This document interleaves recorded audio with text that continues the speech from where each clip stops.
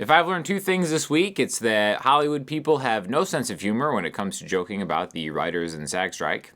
And also there's one really easy, quick way that we can combine the knowledge of chords and scales in a way that you will never, ever forget.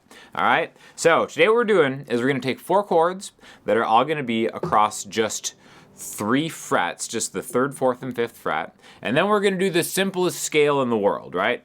I wish I figured this out earlier, but basically we're going to do this in the people's key, the key of G, all right? And, you may have even dabbled in the key of G, be like, oh, the scale, the G major scale looks like this. 3, 5, 7, 3, 5, 7, 4, 5, 7, 4, 5, 7, 5, 7, 8, 5, 7, 8.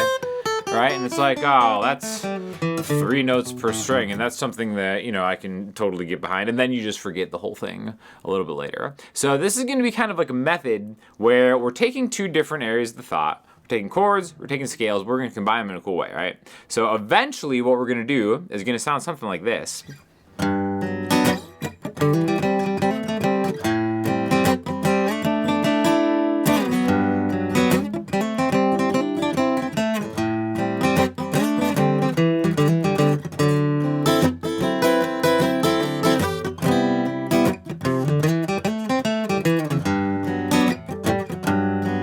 Okay, so what we're doing here is we're going to take a chord, and then this is going to be your new scale. We're not going to do the whole 3 notes per string thing. And again, that stuff is great. This is going to be incorporated into it, but we're taking a target note, G, the 3rd fret on the E string, and then this is all movable. So the scale that's going to go with this G note is just going to be the 5th and the 7th fret all the way down the line. 5, 7, 5, 7, 5, 7, 5, 7, 5, 7, 5, 7. So basically every string, and then there's a whole step in between them. Anybody can remember that. You can remember that.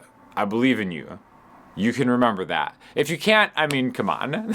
then you might as well be in charge of SAG or the Writers Guild if you can't do that. But here we go. This is it. 5, 7, 5, 7, 5, 7, 5, 7. Now, from a perception standpoint, it's kind of like the pentatonic scale, right? Where it's like 5, 8, 5, 7. So the thing is, thinking of this as a scale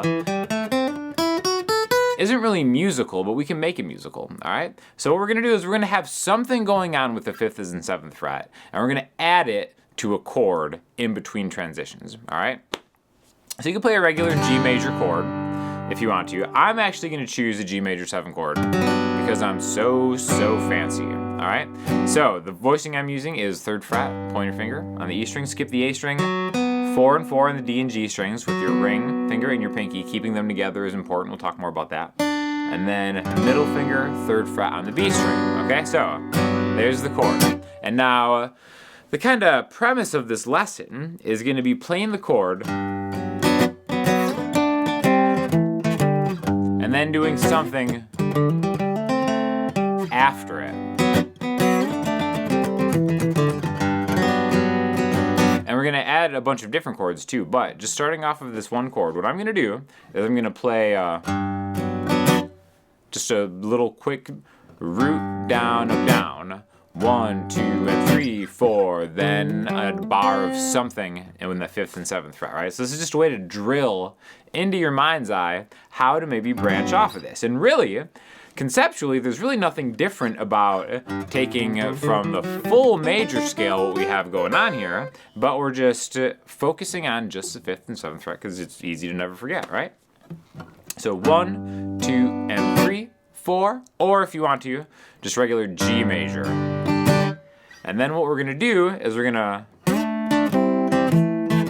do a little double stop slide just to transition us out of the 3rd and 5th fret area into the 7th and the 5th fret area. So that's why I like this, because I'm keeping my ring finger and my pinky together, and I can slide it all the way to 7. And then I'm just taking 7 and 7 on the D and the G string. Again, a double stop is when you play 2 notes at the same time. And then the 5th fret, I'm just getting with just my pointer finger, and then I'm just going a string lower, right? Now you could do it with those same groupings of fingers, but again, the cool thing about doing it this way, you you really make that separation as a note in your mind of the 5th and 7th fret, okay? So this works in absolutely any key. Like let's say you're in the key B flat, which is the 6th fret. You know that 2 frets higher is where that 1 step interval between everything exists, okay? But let's get back to the key G. Then the second time, gonna do this classic little lick thing where it's just like a hammer on and then the string below it. So 5 to 7 on the A string, and I'm going down and up on 5D. 1 triplet, 2 triplet, 3 triplet, 4 G. G. You go down a string. You can do it any string because we know they all go together. Now, the interesting thing about that last one, that's where it's like, it doesn't sound as musical. This is where you might want to change another chord if we get some of the other notes into it, okay? So the next chord we're gonna do is gonna be the 2 chord in the key of G, which is A minor. Now again, we can play it up here, and then do the exact same thing. But I wanna do this thing where we're focusing on just that 3rd to 5th fret down here, right?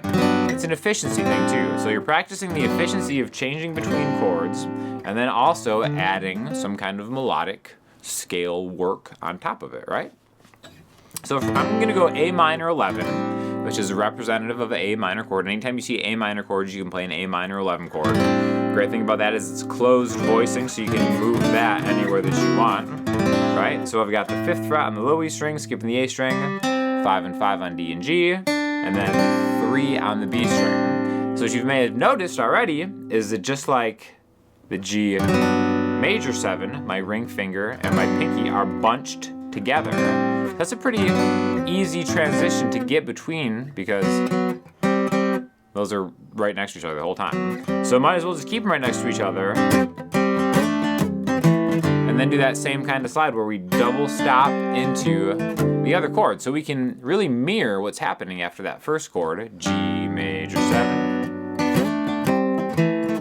A minor 11. So now we kind of have like a familiar thing for each one. And what's kind of cool is if you have the chord change, but have the melody stay the same. Or do something with the melody that is just a little different. I'll go down a string.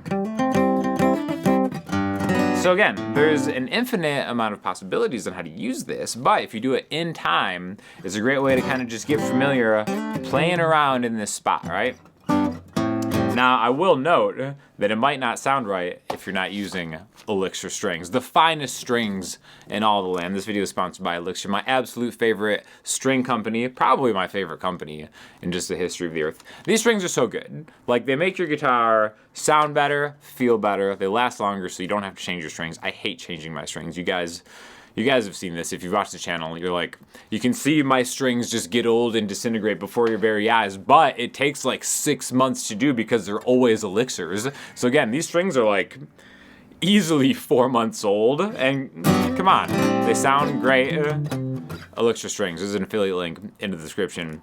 Really helps me out if you guys click that link because I love them, they're the best, and they're just great products too, great value. So, we've got 2 chords, and then this little cheater scale thing, whatever we want to call that, the little trick.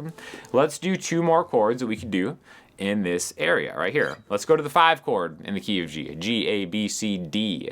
D would be a major chord or a dominant chord in this key. So why not do a dominant 9 chord to kind of keep it fresh and fun. So let's do this where it's the 5th fret on the A string, the 4th fret on the D string, and then the 5th fret on the G and the B string. What you may notice again with this voicing is, guess what? These 2 fingers are bunched together just like in the other 3 chords, okay? So now I have like a common kind of touchstone that I can always jump back and forth between. So now, when we add this D9 into it, now let's do that same double stop trick, but let's do it on the B and the G string. D9, A,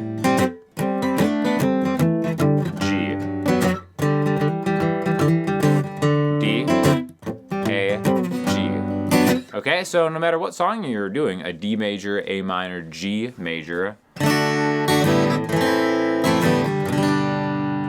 sound a little fancier. Or if you want to reverse the order of it, in a lot of songs you'll hear a 2, 5, 1 to get back to the 1 chord. This is a great way to do it. There's the 2 chord, A minor, the 5 chord, G9, G or D9, then G, the 1 chord. So before we go to the next chord, I do want to talk more about what you can do with that 1 chord, that G. Because one thing that I really like to do is think of an arpeggio and something like that, right? So right there, just spelling that chord out, or at least like a G major, you can do with just this shape. 3rd fret on the E string, I'm sliding from the 5 to the 7, from the G to the A to the B, and then that D note, back to the octave.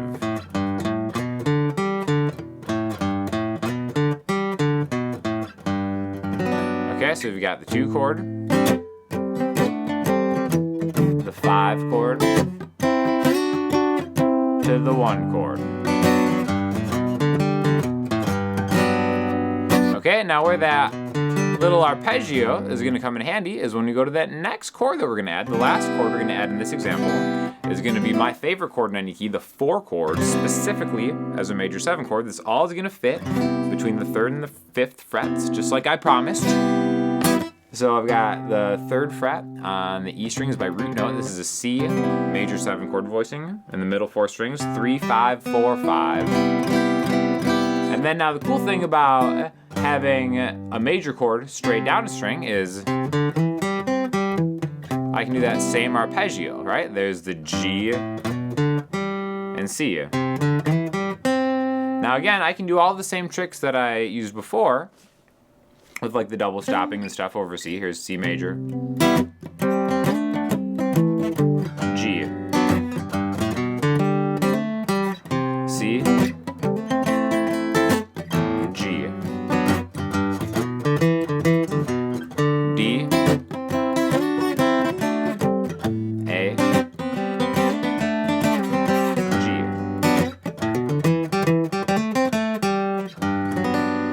Okay? But I do think having the arpeggio kind of under your belt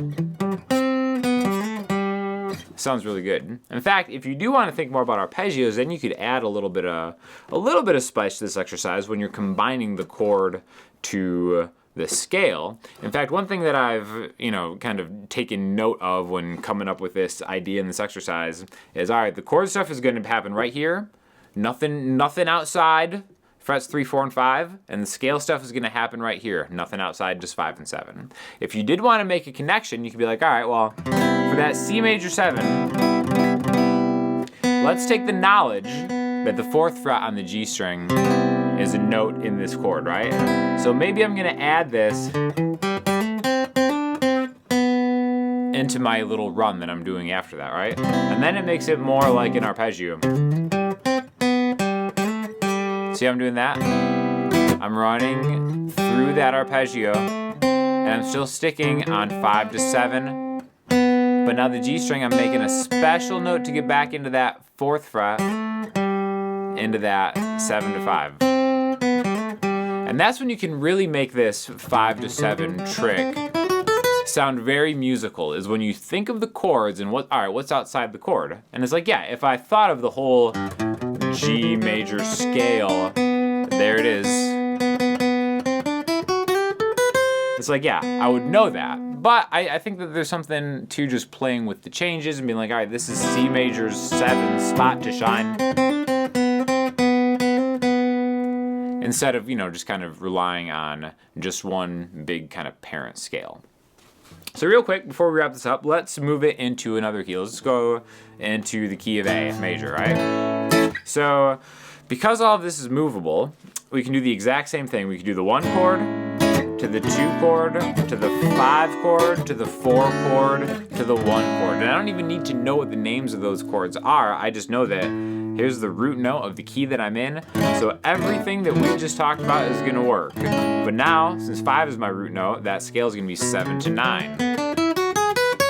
Right? And then it's like, you know, let's say you get that under your belt, and then the next thing that you could learn is, all right, instead of thinking of that whole 3 notes per string A major scale, maybe I just want to add one extra note to the tail end of this key, right? So, or the scale. So instead of going 7 9 7 9 7 9 7 9 7 9 7 9, I'm gonna go 7 9. But then when I get to the B string, 7 9 10 7 9 10. And it's like, all right, well, that's one thing that I can add to the exercise that I'm doing. The 1 chord, the 2 chord, the 5 chord, the 4 chord, 1.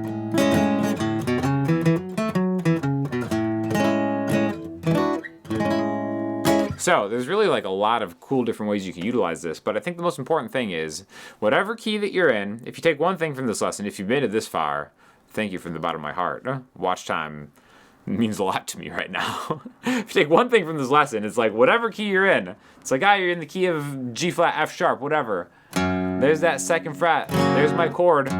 2 frets higher is where that 2 fret interval, that 1 whole step interval is going to be all fair game to you, and you can do a lot of cool stuff from there.